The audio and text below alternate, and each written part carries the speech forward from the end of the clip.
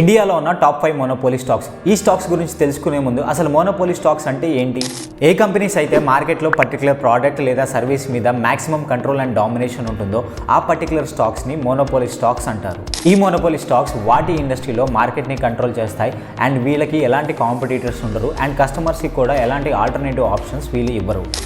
Monopoly స్టాక్స్లో first stock IRCTC. ఈ stock Indian railway ticketing and catering మీద focus చేస్తుంది. 75% to 80% of revenue online ticketing మీద వీళ్ళకి వస్తుంది. Second monopoly stock coal India.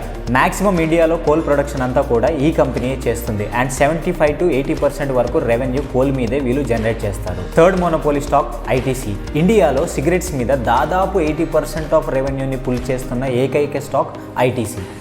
Fourth monopoly stock Pidilite. Adhesive ఇండస్ట్రీలో వీళ్ళని కొట్టిన వారే లేరు. వీళ్ళ మేజర్ బ్రాండ్ వచ్చేసి ఫెవికాల్. ఇది మార్కెట్ షేర్ని 70% వరకు క్యాప్చర్ చేస్తుంది. Fifth monopoly stock hall. Hindustan aeronautics limited.